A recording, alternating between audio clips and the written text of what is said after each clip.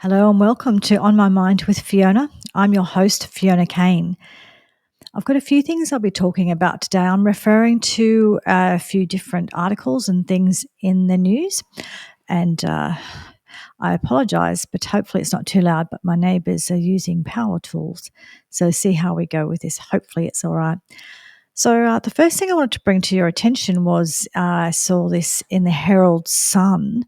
And the Herald Sun, and today is, I'm recording this on the 23rd of July, 2024, and this was from 10 hours ago. And it's talking about the Allen government in Victoria. Again, they are serial offenders with this, that they're doing a study, they're doing a pain study, for a women's pain study, which is great. It's great that they're doing that. It's really, really important. But what are they doing? Well, they're including anyone who identifies as a woman in the study. No. You're a woman or you're not. People know if they've got those bits. People know if they're a woman, right? This is not a study for men. It is a study for women. Now, I looked close at it. I went to the making a submission page on the health.vic.gov.au website, public health inquiry into women's pain submissions.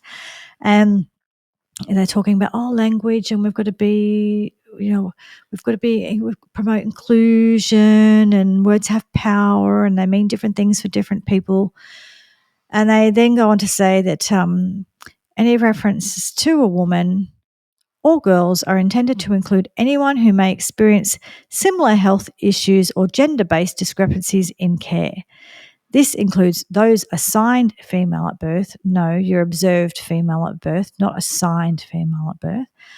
And anyone who identifies as a woman, though they may have a different sex at birth. No, it's a woman's study. It's not a study for men. It is a woman's study. Simple as that. So that is not okay.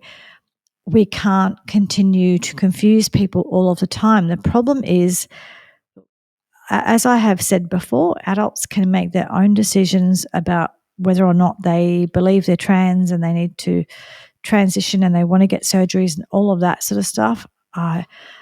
They can certainly make those decisions. But for young people, for children and young adults, this is a major, major issue, because they are being shown that this is normal and that this is okay. The more we all change our language to support this, the more it becomes normal and the more children get led down this path. Now, today, on Jordan Peterson's podcast, Elon Musk was interviewed, and Elon talked about his own child. So one of his children, who is a boy, went down this path. And Elon said that he was sort of sucked into it because he was told that if he didn't approve of these treatments, these sort of hormones and or surgeries, whatever it is that his child had, if he didn't approve of this, then this child would end his own life. And so he did approve of it, and this child now is, they call it dead named when you name the name that you were before you transitioned. And essentially this boy has been killed because he would never be able to be the boy he was meant to be if he should choose to do that. But so what's happening is, there's always been, with young people, there's always, so look, first of all, I think I've talked about this before, but I'll mention it again. So the trans thing has always been very, very rare. There's a small number, mostly men, very small number, less than 1%, way less than even 1% of men who have considered themselves transgender in the past. These men still know that they're actually men, but they choose to live, dress like women, sometimes have surgeries, that kind of thing, all right? These people are usually very private people who just want to get on with their own life. And, of course, all people deserve dignity and care and all of those things. Now, what's happened is it's a branch of it's a branch of Marxism that really wants to destroy destroy families using gender. And this branch is really all about, as I've said to you before in previous episodes, it's this whole kind of postmodernist approach of nothing means what it means and nothing means anything and there's nothing that's really defined and everything's possible. And what they do is they deliberately, and this is what's been happening, they go into schools and wherever they can get access to young people, which is often online, and they change the language of everything, and they tell these little like babies, really, they do actually, toddlers, babies, right from a very young age. You could be, 85, 185, whatever. You could be all these different genders, and they tell them things like the doctor assigned their gender, not and their sex. I'll go back to saying sex because sex is the accurate word. So they say the doctor assigned their sex rather than the doctor observed their sex. A big difference, right? Doctor observed it, and they make them question it. They say, well, you could be anything, and you might not be a boy, and you might be a girl, and you might be this, and there's not only that, but there's all these different flowy versions of 100 different things you could be. That's very confusing for children, right? And what we've seen is actually an increase in 5,000% of girls saying that they're transgender and 2,000% with boys. So that's huge numbers. That does not account for, because people say, oh, well, it never used to be accepted and now that it's accepted, that's why you're hearing more about it. No, those numbers do not account for that, especially in the girls. The numbers are huge, and we know that there's always been social contagions for girls over the years, and this is the latest social contagion that they have. And you can understand why. That, like, first of all, it is sold. Any young person who's having emotional problems, who's having anxiety, who's having this sort of body dysmorphia or dysphoria, but this sort of intense discomfort with their body, doesn't feel that they connect with their body. Anyone who's having that, which is right, most teenagers have a certain amount of that, right? And it's normal. That's part of going through, before you go through puberty and going through puberty, there's a little bit of that for everyone. There are some people who suffer this in the extreme, but there's a lot of people who kind of, it's middle range, whatever. But what's happening is these children are actually being fed a lie that this changing their sex, being trans, is going to solve all of their problems. And they are told to tell everybody that they are, again, I'm trying to think of the right words to say without getting cancelled on YouTube, but they are told to say that they're going to end their life if they don't get treatment, right? So this is pretty extreme, and that's what Elon Musk's son did, or I don't know if the son said it or, well, he would have had to say it at some point. But they are essentially, they're given a list of things they have to say online. They'll give you a list and say, these are all the things you have to say, and TikTok, all the places, if you want them to go ahead with the surgeries or go ahead with the hormones. So they're told what they have to ask for. And they know that one of the criteria is to say that they are going to end their life if they don't have it. So they all say this. Now, the Cass report has come out in the UK and very clearly shows that this is not the case. And in fact, the danger is more after the surgery than before the surgery. And they just sort of are finding that there's no bigger risk than to those. Okay, so if you consider that these children in this cohort, they've usually got what they call comorbidities or just other issues, right? So they usually got I think there's a big percentage of them, maybe 30, 40% of them are on the spectrum somewhere with the autism spectrum, right? So that's some sort of neurodivergent thing. They also know that a big percentage of these people are people who already suffer from kind of anxiety or depression or some other issue. So these people are obviously at higher risk for that sort of ending life behaviour anyway. Whether or not they are given or not given these treatments is not the factor of whether or not they end their life. And in actual fact, it's sort of so many years later that they start to have the regret. So immediately after they don't have the regret, and they describe it, well, they tell them there's going to be like a euphoria. And there kind of is for some of them after they've had surgeries and things, because they think that, well, you think, oh, now now I'm the other sex, which they're not, but they're told that they are. Everything's going to be okay. So you kind of have that euphoria that you've done it, and you're on your way to everything being perfect and everything being wonderful, and your life's going to be great, and you're going to feel good about yourself. And then, of course, in most cases, they don't, or in many cases, I don't know if it's most, but in many, many cases, they don't feel good about it. They still feel really disconnected to their body, but now they're actually lifetime medical patients, and they are, because you can't change a woman into a man or a man into a woman. It's just not possible. So the surgeries are still quite, they're still quite, well, I would call them mutilations, not surgeries in most cases.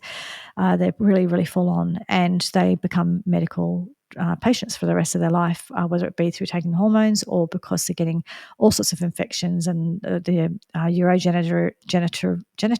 utero system is not working properly. They have lots of issues. So um, they're told that they're going to feel great, and often they do for a little while, but after a few years, the reality starts to sink in. The other thing is that they don't have a lot of data, follow-up data, and you know why? Because they don't actually follow them up. So you don't have to have follow-up data, and you don't have to have any data about detransitioners if you don't follow them up. And most detransitioners don't go back to the original doctor. So detransitioners are people who've realized that they've made a mistake and they want to go back to being the sex they were born as. They don't go back to the doctor who did that to them because they feel really betrayed that the doctor did this in the first place.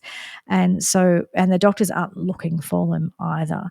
So when Hillary Cass did her report, she did it over 4 years, she did a report where she was looking to see if this transitioning was helping or not in young people, and she discovered absolutely is not, which is why they've banned it on the NHS in the UK now, and they're sort of slowly doing it in other places. She found that in her report, when she asked for the data, she asked for the follow-up data with these clinics that were doing these transitions, and they wouldn't share it. She said it's probably going to take a couple more years to get that data. They actually refused to share it. I think out of 5 clinics, there was maybe 1 who shared their data. The others refused to share it, and that would indicate to me that largely they haven't followed up, so they don't know. Where they have followed up, maybe they've had bad news, and so they don't want to share that. But essentially, what happens in this world is, so a young person will go online and say that they're feeling all of these symptoms, and they will be told that the cure for that is that they must be trans, and so they need to start to transition. And so first they start by socially transitioning, which sounds really innocent. It's like changing your name and dressing in the other sex or whatever. But Hillary Cass found that once they did that social transition, the chance that they were going to do the full transition was really high. So it's not particularly innocent. It kind of puts them on that pathway big time, and the chances that they're going to continue down that pathway and do the full everything is much higher than that. So so first they do this kind of social transition, and then over time they sort of start adding in the other things. Now, what happens is they get really invested in this, and so do the people around them, and that causes such a big upheaval in their lives that they actually feel really bad about when they realize that they've changed their mind. Chloe Cole talks about this. She's a detransitioner who's speaking out about it. There are quite a few who are. One of the clinics in the UK has had over 1,000 claims claims through lawyers where they're claiming that these children have been harmed, and so there's a big group of detransitioners. It's that you don't hear about them because the people who are actually promoting transition don't follow it up, and the doctors don't follow it up. No one's interested in the follow up of these people, and it was interesting because you would think, if all of the people who transitioned were just so happy and so great and doing so well, you would think like you would be following up that data, and you'd be putting together all your graphs, and you'd be proving the point that all of these people, when they transition, life is so much better. So and they say it is, but they just say it out of nowhere. They don't have the data. So you would think if you knew that these people were doing really, really well, you'd really want to get robust data, wouldn't you? Because you're proving your point that what you're promoting is working. The fact that they do not want to follow up with these people and they do not go looking for this information and they are unwilling to share their data tells me that they know the opposite is true. So that's even worse. It's when you're damaging children and you know you are damaging children, but you keep doing it anyway in the name of your ideology. So what happens though is these kids get accepted into all sorts of online groups and support groups, and they just they get treated really, really well in these groups. And, oh, you're so wonderful and you're so brave and all this sort of stuff, right? But then if they start saying at some point, and a lot of detransitioners have said this, when they start saying that they have doubts, when they start saying they're not sure if they should go ahead with surgeries and things, or they say that they regret that they've gone ahead with these, they actually get banished from these groups. And more than banished, it's like excommunicated from, I know, like being a Jehovah's Witness or being a Mormon or like some religion, one of those Scientologists, right? Any of those religions, sorry if I've defamed any religions, I don't know specifically how they work, but the ones who go after you and disown you, but also discredit you when you walk away from the religion, that's what happens with this, which is how you know it's a cult, right? It's a religious cult that is encouraging children to do all these horrific things, life-changing things to their bodies, and also they're not supporting them when it happens and actually dumping them and treating them really badly. That is when they're more likely to end their life, when suddenly the whole support system leaves them. And the other thing is too, these children, it's usually there's a lot of money being spent and it's taken a lot of time to convince their parents, or in some cases, actually, it's the new Munchausen's by proxy. So there are some parents who actually want their children to be trans. That's a whole other story. I'm not saying that's all parents. I think most parents, this is a really hard thing, and when it happens and they are told by health professionals that their children, the only option is they're always told like a live a live trans child or a dead child, right? They're always given any parent that gets given that option, oh my God, like of course you're going to approve it, which is what happened to Elon Musk.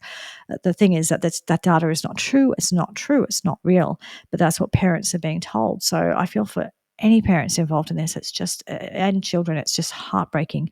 But what happens now, though, is there are a percentage of parents who just think it's really trendy, or they've got this Munchausen's by proxy stuff, and they actually do want their children to transition, and they encourage them from birth. They're kind of trying to push them to be trans because it actually makes them more interesting, and it makes them, the parent can go around everywhere and say, oh, I'm an ally and I'm such a good parent, and I'm not one of those parents that doesn't acknowledge and accept, I affirm my child. And there's a lot of social credit for that in the world right now. So there's parents who like getting that sort of attention. I'm not saying it's all the parents. There's a percentage of them though, and you see them.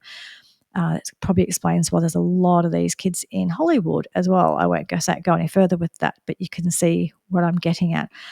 So anyway, the problem is when going back to the Victorian Government or whoever it is, when you change language, when you change the way that you talk about these things, you encourage this happening to these young people. The other thing that happens, of course, is you remove women from the equation, and women, it always comes back to women missing out. So women missing out in sports, women having men in their private spaces, women having to, not have any boundaries and not have and not be able to say no to men being in their private spaces without being seen and told that they're a bigot. So this is one of those things. It's there's lots of really awful things going on all at the same time. If children, children need really healthy boundaries, and children need to know that they're in a safe space, and safe space as in, at home, they know there's certain boundaries and they're going to stay within those boundaries and they're going to be looked after. If you introduce them to all of these ideas of all of this gender theory stuff, you just confuse them and once you confuse them and you get all sorts of ideas into their head, that's how they start having all these problems that were not a problem in the first place for 99% of them. So 99% of these children were not going to have these issues, but we create it in a whole bunch of them just in case there's some who do have the issues, rather than just deal with the ones who do have the issues when it comes up, rather than create an issue in all the other children, right? And that's what we're doing. We're confusing them. And if you tell them that, it's the same, well, there's children identifying as cats and dogs as adults as well. If you tell them they can do that, they believe you, right? So you don't tell them that they can do that. You tell them, you affirm the sex that they were born into. That's what you affirm. You do not affirm delusions, because in most cases, if not all cases, it's a delusion, right? So we're told that that gender affirming care is what they call it, is supportive and affirming, but it's actually not affirming, because it's actually saying that you're born in the wrong body and you're the opposite to what you are. And it's actually saying that don't accept your body because your body's wrong. How is that affirming? All their language is opposite, right? Gender affirming care to me would be saying, look, you are really a girl. You were born as a girl and you are a girl. And once you go through puberty, you know what solves it most of the time? Puberty. Puberty is the cure. They know that. They know this because of this sort of stuff's been going on for a really long time. And we know that puberty is the cure in the majority of cases. So again, let them have their puberty, which is the cure for most of them. The body has its natural ways, and this stuff works in most cases. And what we're doing, though, is we're allowing these ideologues to totally change our language, totally change our belief about what is true, and mess with our children and confuse our children and put them into this what can be sort of never-ending miserable life where they've made decisions when they were young that have ruined their whole lives. And it's our job as adults and as parents to stop this from happening and to protect the children from this gender ideology. And it is an ideology. Like I said, there's always been a small percentage of people who have these issues, and that's fine. Let them do what they need to do. But the majority of these people who believe they have these issues, in my opinion, these days, it's not actually what's going on for them. It's just what they've been told as the answer for their problems. The answer for all their problems is going to be making these changes, which is not the answer to all of their problems. And so that's a major issue that's going on right now, and the Victorian Government are not helping by supporting this kind of language. We have to understand that this is what's happening at the moment, and we have to do something about it. Hang on for a moment, I'll be back. I'm back. So when you have people try and use this different language with you, please reject this language. Please don't support it and go along with it. It doesn't help anyone to confuse our children. It doesn't help anyone to not tell the truth. It doesn't help anyone to think that affirming someone is to tell them that they were born in the wrong body. That's not affirming, right? Since when did yeah. It's just so wrong and so opposite to what is natural and what is real that it's just hard to believe where we're at. But this is where we're at right now, and this is a situation that like I said before, I have so much empathy for people involved in this. It's just a really awful situation to be in, and like I said, there's always a percentage of people who go through these issues anyway. But what we're doing is we're creating this issue in people.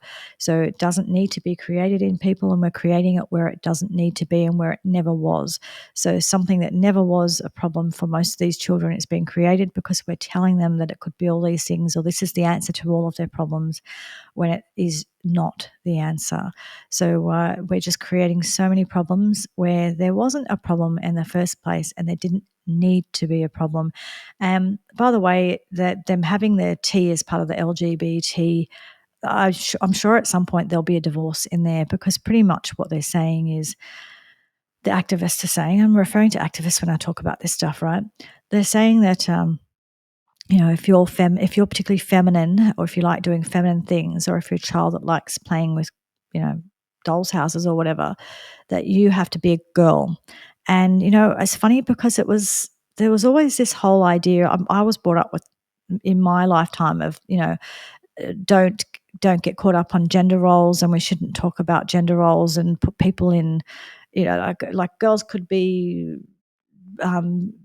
they could be feminine and all that, or they could be butch, or they could be anything in between, and they could choose what they like. And girls can be mechanics and this and that, or they can fly planes or whatever, and boys can be, I don't know, whatever girl jobs are considered to be, all that stuff, right? But there was all this gender role stuff was wrong. So I was brought up with, like, we shouldn't play into all these gender roles. And then now they're absolutely doing that, because they're saying if you're into doing feminine things, you must be a girl, you must be in the wrong body if you happen to be a boy, or the other way around. And a lot of these people are just a bit butch or a bit feminine or whatever, but they're still whatever. They're still the sex that they were born. Or some of these people will end up being gay, which is, perfectly fine. But what they're saying now is that, you're not gay, we need to change your sex. And this is what's happening in places like Iran, because Iran is because it's not acceptable to be gay in Iran. So they're actually they're changing their sex. If you're a man and you want to have sex with another man, then you have to become a woman. It's the only way it's acceptable to do that in Iran, right? So we're essentially doing the same thing here, but we're doing it in the name of, they're doing it in the name of being anti-gay. We're doing it in the name of being inclusive and gender affirming care and being kind and compassionate. Or is it? And I don't think it is. We're just sort of saying it's not okay to be gay, or it's not okay to have different, be into things that are feminine, or be into things that are masculine, or whatever. We're putting all of these gender roles onto everything, when we've been told all these years that we shouldn't worry about gender roles. So if we shouldn't worry about gender roles, well, why can't people just be who they are? And why can't people just look how they want to look and be how they want to be? But why do they have to take hormones and change their sex, which you can't actually do to do that?